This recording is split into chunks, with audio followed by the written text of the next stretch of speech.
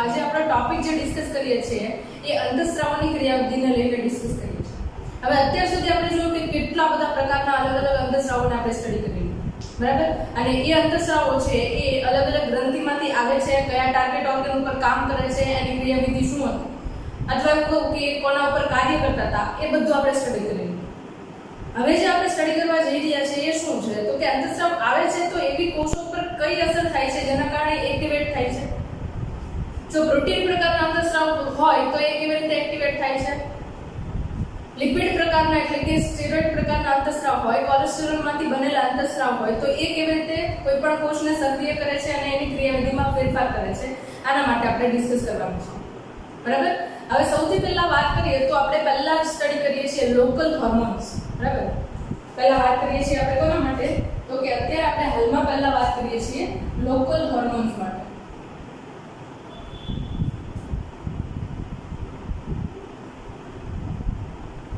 હવે આ local hormones શું છે? બરાબર.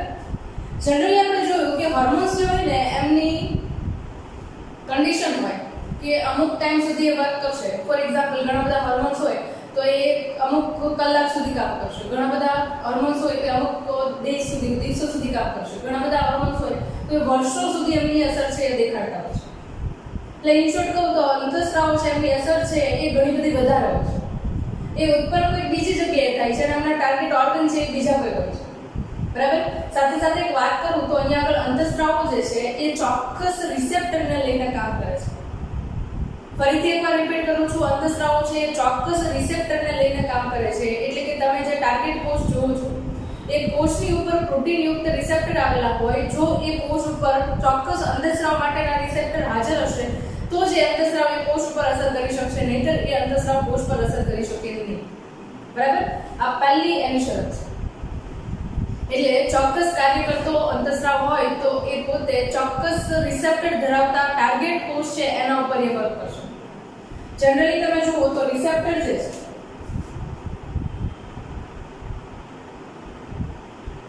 બરાબર એ એક કોષની અંદર લગભગ 20,000 થી આમ તો 2000 થી 1 લાખ જેટલા એક કોષની ઉપર તમને રિસેપ્ટર જોવા મળે છે. એટલે તમે વિચારી શકો કે અંતઃસ્રાવો છે એ કેટલા વધારે પ્રમાણની અંદર કોઈ પણ એક કોષ છે એમની ક્રિયાવિધિને અસર કરી છે. બરાબર. હવે અહીંયા વાત કરતા હતા આપણે લોકલ હોર્મોન્સ માટે. લોકલ હોર્મોન્સ શું છે તો કે એ આજુબાજુના કોષો જે છે એના ઉપર વર્ક કરે છે અને એના ઉપર વર્ક કરીને પોતાની ઇફેક્ટ છે એમને થોડી કારગર બનાવવાની ટ્રાય કરે છે. જનરલી જોઈએ તો બે ટાઈપના લોકલ હોર્મોન્સ છે. પહેલું કહીએ આપણે પેરાક્રાઇન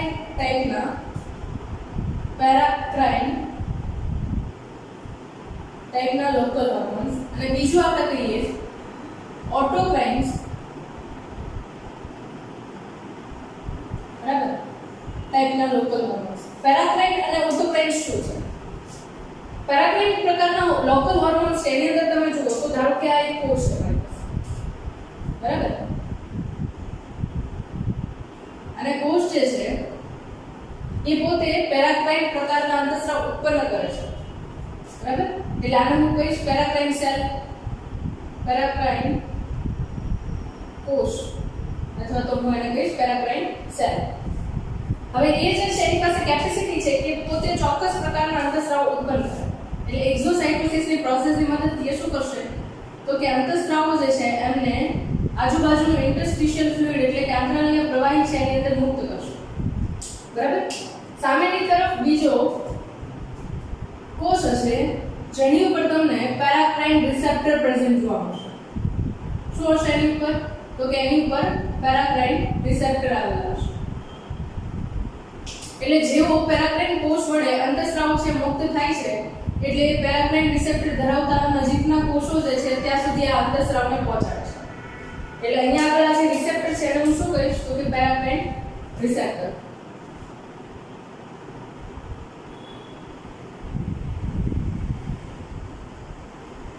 બરાબર. એ જ રીતે આ કોષ છે એને શું કહીશું ટાર્ગેટ સેલ કે જે હોર્મોનથી અસર પામવાનો છે એ. બરાબર. અને અહીંયા આગળ જે અંતઃસ્રાવ દેખાય છે એને શું કહીશું પેરાક્રાઇન હોર્મોન. પેરાક્રાઇન હોર્મોન. તમને આટલી ક્લિયરિટી હોવી જોઈએ બંધારણની દ્રષ્ટિએ. પહેલા શું પેરાક્રાઇન કોષ એ અંતઃસ્રાવ મુક્ત કરે પેરાક્રાઇન અંતઃસ્રાવ. પેરાક્રાઇન રિસેપ્ટર કોના પર હોય તો કે જે ટાર્ગેટ કોષ છે એના પર પેરાક્રાઇન રિસેપ્ટર હશે અને ટાર્ગેટ સેલ જે છે એ પેરાક્રાઇન અંતઃસ્રાવ છે એની અસરથી પ્રભાવિત થશે અને એ અસરના કારણે ચોક્કસ બાયોકેમિકલ પ્રોસેસમાં ચેન્જીસ કરશે. એટલે કે જૈવ રાસાયણિક પ્રક્રિયામાં ફેરફાર કરશે.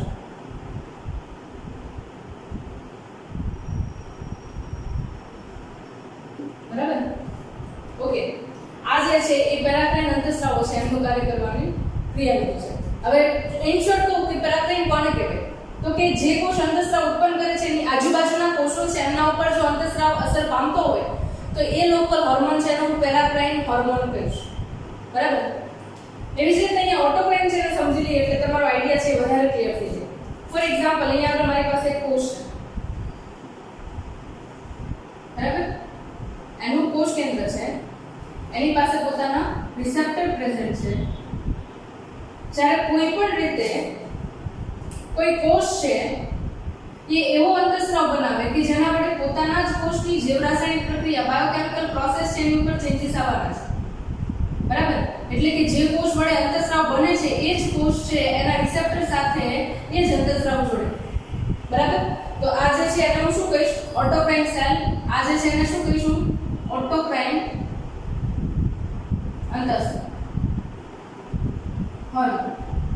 બરાબર? અને આ જે તમને રિસેપ્ટર મળે છે એને શું કહેશો તમે? ઓટોક્રાઇન રિસેપ્ટર.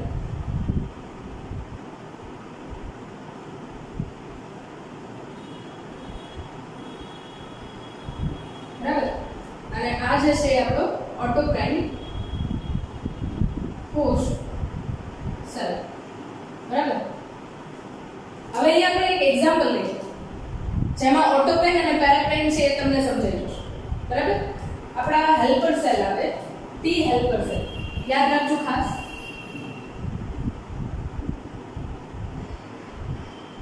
ક્યાં હોય તો કે આપણા રુધિરની અંદર શ્વેત કોષો છે ને એનો એક પ્રકાર છે.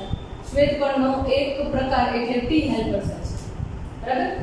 અને આ જે છે પર્ટિક્યુલરલી એક પ્રકારના અંતઃસ્રાવ ઉત્પન્ન કરે છે એને કહીશું ઇન્ટરલ્યુકિન 2. હવે પર્ટિક્યુલરલી ઇન્ટરલ્યુકિન 2 છે એના માટે તમે 12th ની અંદર વધારે સ્ટડી કરવાના છો. પણ ઇન્ટરલ્યુકિન 2 છે એનું કામ શું છે તો કે ઇન્ટરલ્યુકિન 2 જે છે એ પર્ટિક્યુલરલી ઓટોક્રાઇન અને પેરાક્રાઇન બંને ફંક્શન કરે છે. ફોર એક્ઝામ્પલ આ જે છે એ ટી હેલ્પર સેલ છે.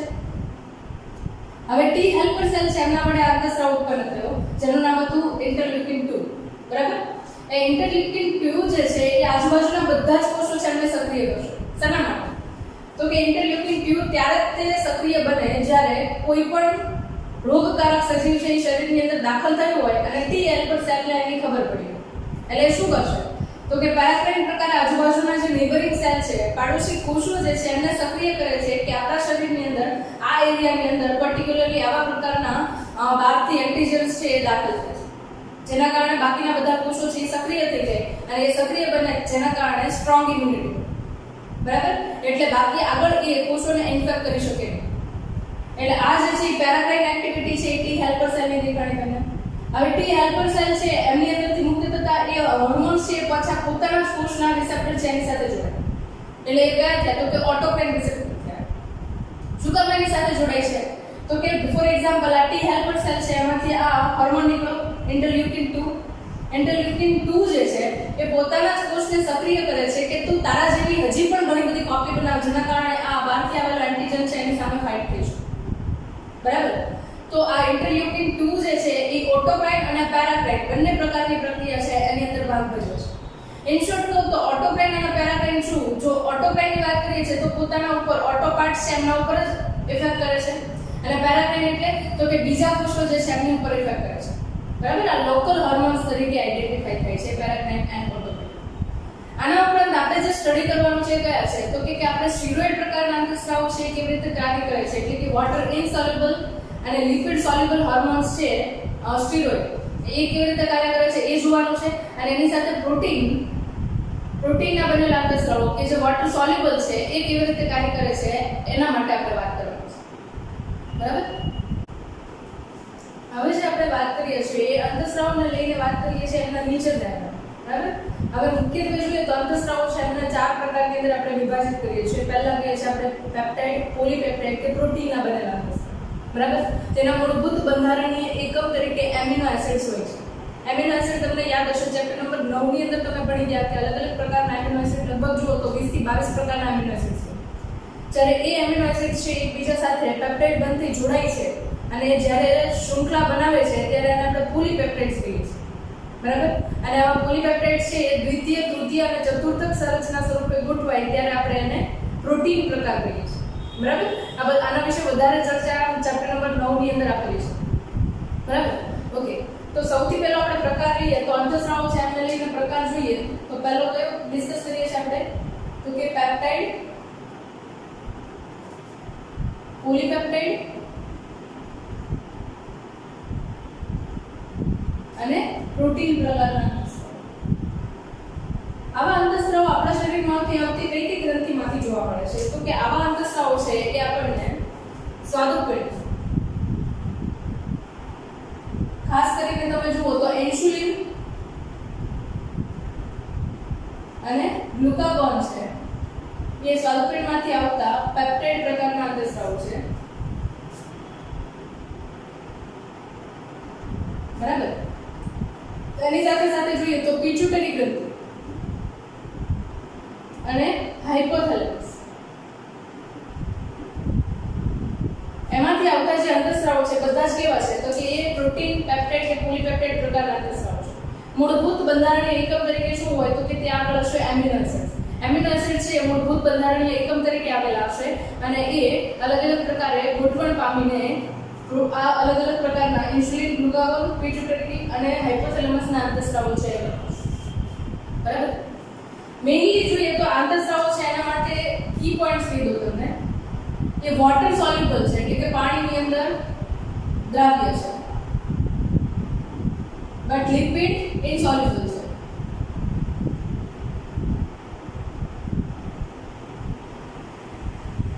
એનો મતલબ એવો થયો કે પાણીમાં દ્રાવ્ય છે એટલે બ્લડના ટ્રાન્સફર થતી વખતે કોઈ પણ પ્રકારના રિસેપ્ટરની સાથે જરૂર નથી અથવા તો વાહક અણુઓની કોઈ પણ જરૂર નથી, ટ્રાન્સપોર્ટર પ્રોટીનની કોઈ જરૂર છે, બરાબર? તો આના ઉપરથી એ પણ ક્લિયર થાય કે એ કોષરસ પટલ પ્લાઝ્મા મેમ્બ્રેન છે એમાંથી પસાર થઈ શકતા નથી, બરાબર? તો જે પ્રોટીન પ્રકારના અંતઃસ્રાવો છે એમના વડે અસર પામતા કોષો છે એમના રિસેપ્ટર છે તમને મેમ્બ્રેન, પ્લાઝ્મા મેમ્બ્રેન છે એની સાથે જોડાયેલા જોવા મળશે. એટલા માટે એમના રિસેપ્ટર છે એમને સ્પેશિયલ નામ આપીએ છીએ આપણે membrane bound receptors. Membrane bound receptors, બરાબર? ફોર એક્ઝામ્પલ અહીંયા હું તમને કહું કે આ કોષરસ પટલ છે, બરાબર? જેની અંદર લિપિડ, ફેટી એસિડ અને ગ્લિસરોલ જે છે એના વડે લિપિડનું બાયલેયર તમને જોવા મળશે, બરાબર? તો ત્યાં આગળ તમને ચોક્કસ પ્રકારના રિસેપ્ટર આવેલા જોવા મળશે જે ઓલમોસ્ટ ક્યાં આગળ હાજર હોય છે તો કે એ તમને હાજર જોવા મળશે કોષરસ પટલ જે છે એની સપાટી ઉપર ઉકેલા જોવા મળશે, બરાબર? તો મેમ્બ્રેન એટલે કોષરસ પટલ, બાઉન્ડ એટલે જોડાવું અને રિસેપ્ટર એટલે જો ચોક્કસ પ્રકારના મોલેક્યુલ્સ, બરાબર? એક્ઝેક્ટ ગુજરાતી મને યાદ નથી. Membrane bound receptor, membrane bound receptor છે એ મેમ્બ્રેન એટલે કે કોષરસ પટલ સાથે જોડાયેલા છે એટલા માટે એને મેમ્બ્રેન બાઉન્ડ રિસેપ્ટર કહીએ છીએ, બરાબર? ઓકે, તો આ પ્રોટીન પ્રકારના, પોલીપેપ્ટાઇડ પ્રકારના અંતઃસ્રાવો છે એના માટે સ્પેશિયલી આપણને આટલી માહિતી હોવી જોઈએ, બરાબર? બીજા જે અંતઃસ્રાવો છે એમને આપણે કહીએ છીએ સ્ટીરોઇડ પ્રકારના અંતઃસ્રાવો જે મોટા ભાગે કોલેસ્ટેરોલ છે એની અંદરથી નિર્માણ પામતા હોય છે. સ્ટીરોઇડ અંતઃસ્રાવો ખાસ કરીને જે પ્રજનન અંગો છે એની અંદરથી અંતઃસ્રાવ આવે છે કેવા હોય છે તો કે સ્ટીરોઇડ પ્રકારના હોય છે. ફોર એક્ઝામ્પલ ટેસ્ટોસ્ટેરોન,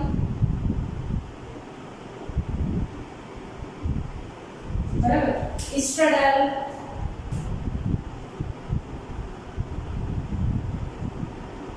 પ્રોજેસ્ટેરોન, આ બધા છે કેવા છે તો કે એ પોતે સ્ટીરોઇડ પ્રકારના અંતઃસ્રાવો છે જે મોટા ભાગે કોલેસ્ટેરોલની અંદરથી નિર્માણ પામે છે. બરાબર? હવે આ અંતઃસ્રાવો છે એમના માટે થોડા કી પોઈન્ટ્સ લખી લઈએ. જે આના પોઈન્ટ્સ હતા એનાથી કેવા હશે? આ અપોઝિટ પોઈન્ટ હશે. વોટર ઇનસોલ્યુબલ, પાણીમાં દ્રાવ્ય નથી. બીજો પોઈન્ટ એના માટે લિપિડ સોલ્યુબલ, જ્યારે આ જે છે એ કેવા હતા? લિપિડ ઇનસોલ્યુબલ. Water ઇનસોલ્યુબલ, lipid soluble. બરાબર? એટલે એનો મીનિંગ એવો છે કે પ્લાઝ્મા મેમ્બ્રેન છે એમાંથી ઈઝીલી પાસ આઉટ થઈ જશે. બરાબર? કોષરસ પટલમાંથી પસાર થઈ શકે. બરાબર? એને કોઈ અવરોધ આડો આવશે નહીં. બરાબર? ઓકે, બીજી એક સૌથી અગત્યની વાત કે આ જે છે એમને ઇન્ટ્રાસેલ્યુલર રિસેપ્ટર્સ કહેવાય છે. ખાસ યાદ રાખો, ઇન્ટ્રાસેલ્યુલર રિસેપ્ટર્સ.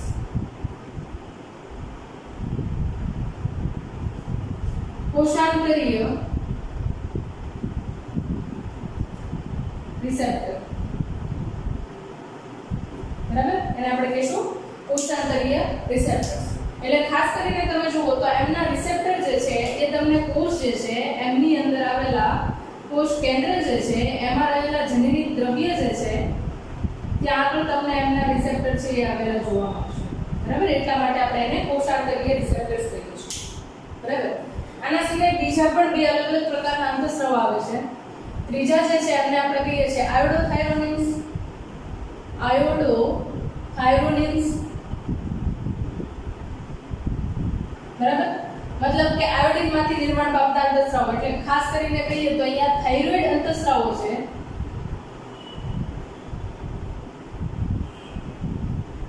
જેની અંદર આવે છે T3 ટ્રાયઆયોડોથાયરોનિન અને T4 ટેટ્રાઆયોડોથાયરોનિન. T3 અને T4 છે એ ખાસ કરીને આયોડોથાયરોનિન્સ પ્રકારના અંતઃસ્રાવો છે જે આયોડિન અને ઘણી બધી વાર કોલેસ્ટેરોલ આ બંનેના કોમ્બિનેશનથી બનેલા હોય છે. બીજી વસ્તુ અહીંયા એક વસ્તુ કહેવાની છે કે લિપિડ સોલ્યુબલ હોય એવા પ્રકારના અંતઃસ્રાવો છે જ્યારે રુધિર વડે વહન પામે ને ત્યારે ટ્રાન્સપોર્ટર પ્રોટીનની જરૂર પડે છે. Transporter protein required. બરાબર? ફોર એક્ઝામ્પલ હું કહું કે અહીંયા આગળ રુધિર વાહિની છે. બરાબર? જેની અંદર રુધિર છે એ વહન પામે છે. તો એ રુધિરની અંદર રક્ત કોષો હશે અને બીજા ઘણા બધા દ્રવ્યો હશે જે પોષક તત્વો હશે, ઉત્સેચક દ્રવ્યો હશે, આ ઘણી બધી વસ્તુઓ હશે. હવે એમાં પર્ટિક્યુલરલી હું કહું તો ધારો કે આ જે છે એ આપણો અંતઃસ્રાવનો અણુ છે. એ ધારો કે લિપિડ સોલ્યુબલ છે એટલે કે પાણીની અંદર અદ્રાવ્ય છે તો એમને ચોક્કસ પ્રકારના ટ્રાન્સપોર્ટર પ્રોટીન જોશે અને એ ટ્રાન્સપોર્ટર પ્રોટીન જે છે એમને એક જગ્યાએથી બીજી જગ્યાએ ટ્રાન્સફર કરીને લઈ જશે. જેવી રીતે આયોડોથાયરોનિન છે એમને પણ ટ્રાન્સપોર્ટર પ્રોટીનની જરૂર પડે છે. એ પણ એક જગ્યાએથી બીજી જગ્યાએ ટ્રાન્સપોર્ટર પ્રોટીન છે એની મદદથી જશે. બરાબર? ખાસ યાદ રાખવું કે જ્યારે સ્ટીરોઇડ પ્રકારના અંતઃસ્રાવો છે પાણીમાં અદ્રાવ્ય હોય છે ત્યારે એમને એક જગ્યાએથી બીજી જગ્યાએ ટ્રાન્સફર કરવા માટે એક ચોક્કસ પ્રકારના ટ્રાન્સપોર્ટર પ્રોટીન આવેલા હોય કે જે પોતે એ અંતઃસ્રાવને હોર્મોન્સને એક જગ્યાએથી બીજી જગ્યાએ ટ્રાન્સફર કરશે. બરાબર? તો આયોડોથાયરોનિન્સ અને સ્ટીરોઇડ અંતઃસ્રાવો છે આ હોર્મોન્સ છે એમને બધાને ટ્રાન્સફર કરવા માટે કોણ હશે? તો કે ટ્રાન્સપોર્ટર પ્રોટીન. બરાબર? ત્યાં આગળ ચોક્કસ પ્રકારે ટ્રાન્સપોર્ટર પ્રોટીન્સ પ્રેઝન્ટ હોય છે.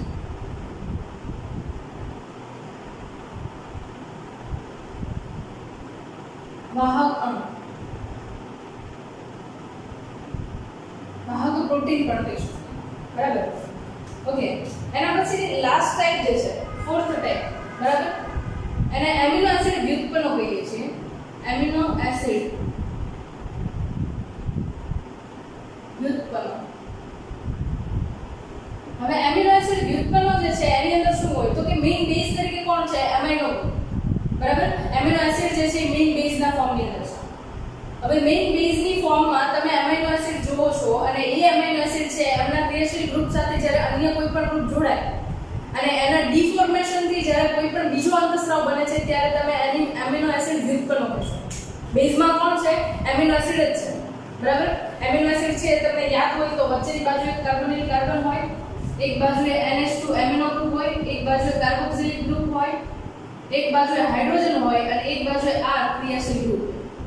બરાબર? કોઈ પણ ક્રિયાશીલ ગ્રુપ હોઈ શકે જેના કારણે આપણે 20 અલગ અલગ પ્રકારના એમિનો એસિડ જોઈએ છે એ શું છે તો કે આ ક્રિયાશીલ ગ્રુપની અંદર જે ચેન્જ આવે છે ને એના કારણે જ 20 અમીનો એસિડ છે બનતા હોય છે બરાબર. તો અહીંયા આગળ જ્યારે એમિનો એસિડ વ્યુત્પન્ન બને છે ત્યારે ક્રિયાશીલ ગ્રુપ છે એ બીજા કોઈ સક્રિય સમૂહ વડે વિસ્થાપિત થાય છે, એક્ટિવ મોલેક્યુલ્સ એમના વડે વિસ્થાપિત થતા હોય છે. અને એ કન્ડિશનની અંદર જે કોઈ પણ અંતઃસ્રાવ બને છે એને આપણે કહીએ છીએ એમિનો એસિડ વ્યુત્પન્ન. ફોર એક્ઝામ્પલ એપિનેફ્રિન જે છે એ એમિનો એસિડ વ્યુત્પન્ન છે. એપિનેફ્રિન કે જે આપણને એડ્રિનલ ગ્રંથિમાંથી આવતા જોવા મળે છે, એડ્રિનલ ગ્લેન્ડમાંથી આવતા જોવા મળે છે બરાબર. તો આ અલગ અલગ પ્રકારના અંતઃસ્રાવો છે કે જેમની ક્રિયાવિધિ અલગ પ્રકારની છે અને એ મોડ ઓફ એક્શન જે છે એ પણ તમને કંઈક અલગ પ્રકારનો જોવા મળશે બરાબર. ઓકે, હવે ખાસ આપણે બે ફોકસમાં લેવાના છે કયા છે તો કે પેપ્ટાઇડ પ્રકારના અંતઃસ્રાવો છે એ કોઈ પણ ટાર્ગેટ કોષ છે એમના ચયાપચયિક પ્રક્રિયા છે, મેટાબોલિક પ્રોસેસ છે એમની અંદર કેવી રીતે એફેક્ટ કરે છે એ. અને બીજું સ્ટીરોઇડ પ્રકારના અંતઃસ્રાવો છે એ કોઈ પણ ટાર્ગેટ સેલ છે એમની ચયાપચયિક પ્રક્રિયામાં કેવી રીતે ફેરફાર કરે છે એ આપણે જોવાનું છે બરાબર. તો સ્ટાર્ટ કરીએ આપણે.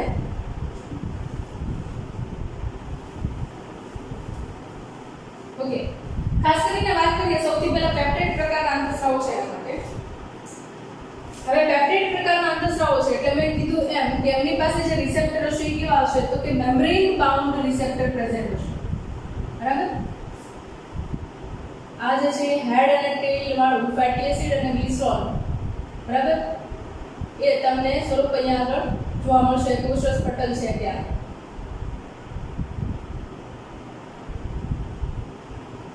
ઓલમોસ્ટ આ આખા પટલની અંદર આ સંરચના હોય છે.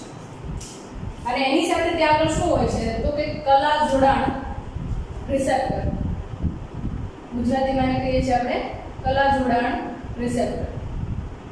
આ કલા જોડાણ રિસેપ્ટર છે એ ચોક્કસ પ્રકારના હોય છે. હા, એ યાદ રાખવું ખૂબ જરૂરી છે કે કોઈ પણ ટાર્ગેટ કોષ છે એની પાસે ચોક્કસ અંતઃસ્રાવ માટે ચોક્કસ પ્રકારના કલા જોડાણ રિસેપ્ટર પ્રેઝન્ટ હશે બરાબર. આધાર કલા જોડાણ રિસેપ્ટર જે છે એ ચોક્કસ પ્રકારના અંતઃસ્રાવ માટે ચોક્કસ કોષ પાસે ચોક્કસ પ્રકારના હોય છે બરાબર. એવું નહીં કે એડ્રિનલ ગ્રંથિનો અંતઃસ્રાવ આવે છે તો એ થાઇરોઇડ ગ્રંથિના રિસેપ્ટર હોય એની સાથે જોડાઈ જાય, એવું ક્યારેય પોસિબલ બનશે નહીં. એટલે ચોક્કસ પ્રકારનો જો અંતઃસ્રાવ હોય તો એના માટે ટાર્ગેટ કોષ જે છે એના ઉપર ચોક્કસ પ્રકારનો રિસેપ્ટર આપેલો છે બરાબર.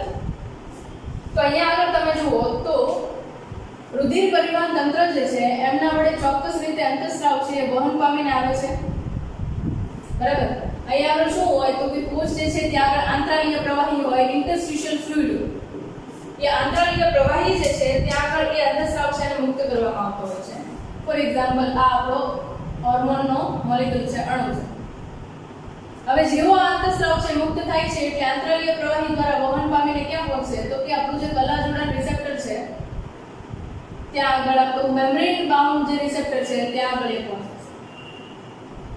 હવે આ પ્રોટીન પ્રકારના અંતઃસ્રાવો છે એમની ક્રિયાવિધિ આપણે જોઈ રહ્યા છે એટલે એ યાદ રાખવું જરૂરી છે કે પ્રોટીન જે છે એ કેવા છે તો કે વોટર ઇનસોલ્યુબલ છે, એટલે લિક્વિડ વોટર સોલ્યુબલ છે અને લિક્વિડ ઇનસોલ્યુબલ છે. વોટર સોલ્યુબલ છે એટલે અહીંયા આગળ આપણને કોઈ પણ રિસેપ્ટર મોલેક્યુલ સાથે નહીં જોઈએ કે જે ટ્રાન્સપોર્ટ કરે પ્રોટીનને એક જગ્યાએથી બીજી જગ્યાએ. ટ્રાન્સપોર્ટ પ્રોટીનની જરૂર છે નહીં બરાબર.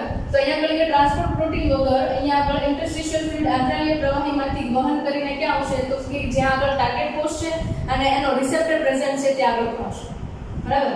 હવે રિસેપ્ટર સુધી પહોંચી ગયા પછી શું થશે તો કે આ જે મોલેક્યુલ આવે છે અંતઃસ્રાવનો એ જે છે એ તો પ્રાથમિક સંદેશાવાહક છે, પ્રાઇમરી રિસેપ્ટર કહેવાય, પ્રાથમિક સંદેશાવાહક.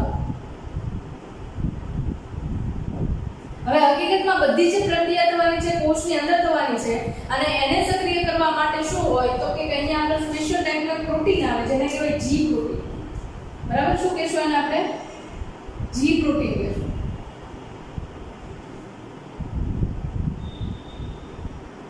કે જે અહીંયા આગળ આપણું રિસેપ્ટર છે એની સાથે જોડાયેલું છે અને જી પ્રોટીન જે છે એની સાથે ચોક્કસ પ્રકારનો ઉત્સેચક જોડાયેલો હશે.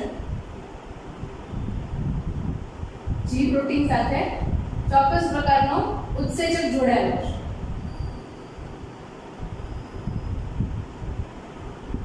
બરાબર. અને એ ઉત્સેચક છે એનું નામ છે એડેનાઇલેઝ સાયક્લેઝ. ઉત્સેચકનું નામ શું છે? એડેનાઇલેઝ સાયક્લિસ. હવે એનું કામ શું છે તો કે એડિનાઇલિક સાયક્લિસ જે છે એ પોતે એટીપી નું વિઘટન કરે છે, ડિફોસ્ફોરાઇલેશન કરે છે અને એને સાયક્લિક એએમપી ની અંદર રૂપાંતરિત કરે છે અને પરિણામે અહીંયા આપણે બે ઇનઓર્ગેનિક ફોસ્ફેટ જે છે મુક્ત કરે છે. બરાબર? એટીપી એટલે એડેનોસાઇન ટ્રાઇફોસ્ફેટ એટલે કે ત્રણ મોલેક્યુલ છે એ ફોસ્ફેટના એટીપી ના બંધારણની અંદર હોય છે. પણ જ્યારે એડિનાઇલિક સાયક્લિસ ઉત્સેચક છે એમના વડે એનું વિફોસ્ફોરીકરણ થાય છે, ડિફોસ્ફોરાઇલેશન ની પ્રોસેસ થાય છે, ત્યારે એ પોતે સાયક્લિક એએમપી ની અંદર રૂપાંતરિત થાય છે. એએમપી એટલે કે એડેનોસાઇન મોનોફોસ્ફેટ એટલે એક જ ફોસ્ફેટનો મોલેક્યુલ હોય એવા પ્રકારનું બંધારણ. બરાબર? તો એવા પ્રકારના બંધારણની અંદર રૂપાંતરિત કરે છે. જ્યારે ઘણા બધા પ્રમાણની અંદર અહીંયા આગળ સાયક્લિક એએમપી જમા થાય છે ત્યારે કોષ જે છે એ ચયાપચય પ્રક્રિયામાં ફેરફાર કરે છે, મેટાબોલિક પ્રોસેસ છે એની અંદર ફેરફાર કરે છે.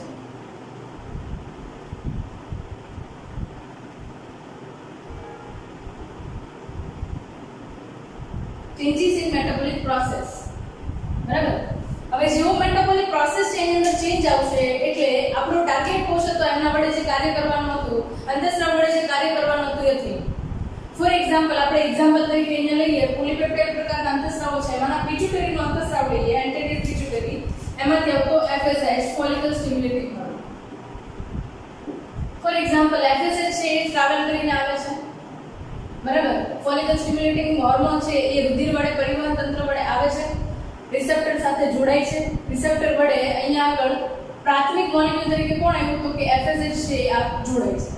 હવે એ FSH જે છે એ શું કરશે, G પ્રોટીન ને સક્રિય કરશે. G પ્રોટીન છે એ એડિનાઇલિક સાયક્લિસ જે છે એમને સક્રિય કરશે અને એડિનાઇલિક સાયક્લિસ છે જેવો સક્રિય થશે એટલે અહીંયા આગળ ATP છે એ વિઘટિત થતું જશે, ડિફોસ્ફોરાઇલેટ થતું જશે, સાયક્લિક એએમપી માં રૂપાંતરિત થતું જશે.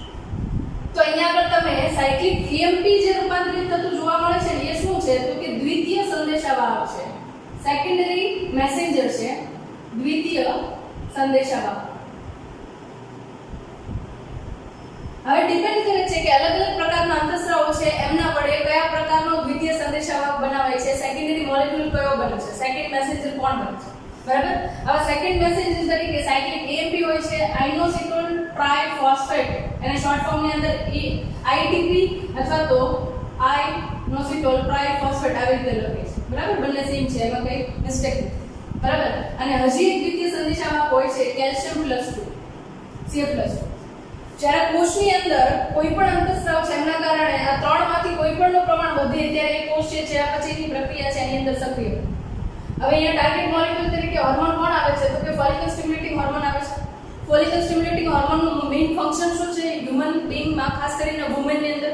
તો કે એમની અંદર એ અંતઃસ્રાવ છે એ ઓવરી જે છે, અંડપિંડ છે, એમની અંદરથી ફોલિકલ છે એમના વિકાસની પ્રક્રિયાને ચાલુ કરે છે. વિકાસની પ્રક્રિયા કરે છે એટલે કોષના જથ્થામાં વધારો થાય છે. એટલે અલ્ટિમેટલી હું તમને એવું કહી શકું કે અહીંયા આગળ ફોલિકલ સ્ટિમ્યુલેટિંગ હોર્મોન જે છે એ કોષોની અંદર ચયાપચય પ્રક્રિયાનો દર વધારે છે ને એ દર વધે એટલે અહીંયા આગળ કોષ વિભાજનની પ્રક્રિયા વધે છે, સેલ ડિવિઝનની પ્રોસેસ વધે છે, ધીરે ધીરે કરતા ફોલિકલ છે, પુટિકા છે એના વિકાસની પ્રક્રિયા છે એ સક્રિય થાય છે. બરાબર? આ ફોલિકલ સ્ટિમ્યુલેટિંગ હોર્મોન જે છે એ કેવી રીતે કાર્ય કરે છે એના માટેની ક્રિયાવિધિ. બરાબર? આપણે કોના માટે વાત કરીએ તો કે જે પ્રોટીન પ્રકારના અંતઃસ્રાવો છે, જે વોટર સોલ્યુબલ છે, લિપિડની અંદર દ્રાવ્ય નથી એવા પ્રકારના અંતઃસ્રાવ માટે આપણે જોયું કે બે પ્રકારે મેસેન્જર આવે છે. એક પ્રાઇમરી મેસેન્જર એટલે કોણ તો કે આવતો અંતઃસ્રાવ અને સેકન્ડરી મેસેન્જર એટલે કોણ, સાયક્લિક એએમપી, આઇનોસિટોન ટ્રાઇફોસ્ફેટ અથવા તો કેલ્શિયમ. આ કોઈ પણ રીતે કોષની ચયાપચય પ્રક્રિયા છે એની અંદર વધારો કરે છે અને એ વધારો છે અંતે શું કરે છે તો કે કોઈ પણ પરિણામ છે એને આપણી સામે કરે છે. બરાબર? આ અંતઃસ્રાવની ક્રિયાવિધિ. હવે બીજો જે આપણે અંતઃસ્રાવ જોવાનો છે એ કયો છે તો કે બીજો અંતઃસ્રાવ છે એ લિપિડ સોલ્યુબલ હોર્મોન છે એની ક્રિયાવિધિ જોવાની છે. એટલે કે જે પાણીમાં અદ્રાવ્ય છે પણ લિપિડમાં કેવો છે દ્રાવ્ય છે એ પ્રકારના અંતઃસ્રાવની ક્રિયાવિધિ આપણે જોવાની છે. બરાબર? ફોર એક્ઝામ્પલ અહીંયા આગળ તમે જુઓ તો આ આપણો કોષરસ પટલ છે. અહીંયા આગળ રિસેપ્ટર દર્શાવતી નથી કારણ કે એ રિસેપ્ટરની આપણે અહીંયા જરૂર નથી. ઓલરેડી એ લિપિડની અંદર સોલ્યુબલ છે એટલે પાણીમાં અદ્રાવ્ય છે, વોટર ઇનસોલ્યુબલ છે એટલે ચોક્કસ પ્રકારના વાહક મોલેક્યુલની મારે અહીંયા આગળ જરૂરિયાત રહેશે. બરાબર? જે રુધિરની અંદર એને ટ્રાન્સપોર્ટ કરીને લાવે. નહીતર શું થાય તો કે લિપિડ જે છે એ એક પ્રકારે પાણીની અંદર અદ્રાવ્ય છે, એટલે બ્લડ છે એની અંદર એટલું બધું સોલ્યુબલ હશે નહીં, જેના કારણે એ નીચેના બેઝ ઉપર જમા થઈ શકે, આવી પ્રોબ્લેમ થઈ શકે, બરાબર. એટલે ચોક્કસ પ્રકારના ટ્રાન્સપોર્ટ પ્રોટીન જે છે એ શું કરશે તો કે એ ચોક્કસ અંતસ્રાવ છે એમને એક જગ્યાએથી બીજી જગ્યાએ રુધિર દ્વારા વહન કરીને લઈ જશે. હવે એ રુધિર દ્વારા વહન કરીને આવશે એટલે શું થશે તો કે એ તો હવે તો આપણે ક્લિયર છે કે એ વોટર સોલ્યુબલ નથી, લિપિડ સોલ્યુબલ છે. તો લિપિડમાંથી ડાયરેક્ટલી એ પાસ આઉટ થઈને ક્યાં પહોંચશે તો કે સીધું સાઇટોસોલ એટલે કે કોષરસમાં પહોંચે, બરાબર. ફોર એક્ઝામ્પલ આ અંતસ્રાવ છે એ કોષરસની અંદર પહોંચે. હવે કોષરસ છે ત્યાં આગળ પાછા ચોક્કસ પ્રકારના મોલેક્યુલ્સ પ્રેઝન્ટ હશે જે શું કરશે એને કોષરસ પટલમાંથી કોષરસમાંથી સાઇટોસોલમાંથી ન્યુક્લિયસ જે છે કોષ કેન્દ્ર જે છે ત્યાં સુધી પહોંચાડશે. હવે આપણને ખબર છે કે કોષ કેન્દ્ર છે ત્યાં આગળ શું આવેલું હોય તો કે ત્યાં આગળ ચોક્કસ રીતે ડીએનએ હાજર હોય છે.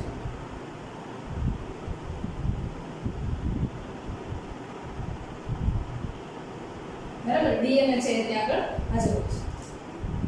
તો અહીંયા આગળ એ ટ્રાન્સપોર્ટર પ્રોટીન છે કોષરસમાંથી સાઇટોસોલ છે ત્યાંથી એ ટ્રાન્સફર કરીને ક્યાં લઈ જશે તો કે ટ્રાન્સફર કરીને લઈ જશે એ પોતે કોષ કેન્દ્રની અંદર, અને કોષ કેન્દ્ર છે ત્યાં આગળ ચોક્કસ રિસેપ્ટર આવેલું છે, અને એ રિસેપ્ટર છે એની સાથે આ અંતસ્રાવ છે એ જોડાશે.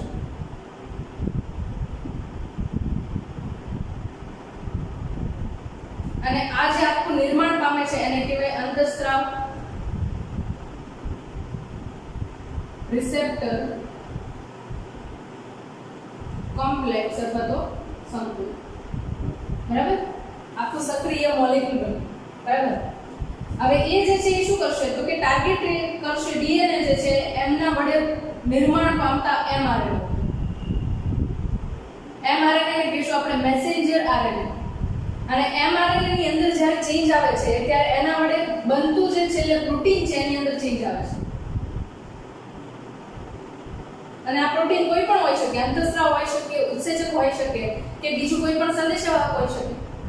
જો કોષની અંદર ચોક્કસ પ્રકારે ઉત્સેચક છે એની અંદર ફેરફાર આવશે તો સાથે સાથે જે આ બધી પ્રક્રિયા છે મેટાબોલિક પ્રોસેસ છે એની અંદર પણ ચેન્જ આવશે. બરાબર. તો અહીંયા આગળ મેઇન ટાર્ગેટ કયો છે તો કે ડીએનએ છે એમાંથી બનતો એમઆરએનએ છે એને ચેન્જ કરવો. એમઆરએનએ ચેન્જ થશે એટલે અહીંયા આગળ પ્રોટીન છે એનું બંધારણ પણ ચેન્જ થશે. અને એ પ્રોટીન કોઈ પણ હોઈ શકે, કીધું એ મુજબ એન્ઝાઇમ પણ હોઈ શકે, હોર્મોન્સ પણ હોઈ શકે. અને એન્ઝાઇમ કે હોર્મોન હશે એટલે કોઈ પણ રીતે એ દેહધાર્મિક પ્રક્રિયા છે એની અંદર ચેન્જ થશે. બરાબર. તો આ જે આખી પ્રોસેસ છે એમાં એક્ઝામ્પલ લઈએ આપણે લ્યુટેનાઇઝિંગ હોર્મોન LH. ફોર એક્ઝામ્પલ આ જે છે LH છે લ્યુટેનાઇઝિંગ હોર્મોન. બરાબર. લ્યુટેનાઇઝિંગ હોર્મોન ના લ્યુટેનાઇઝિંગ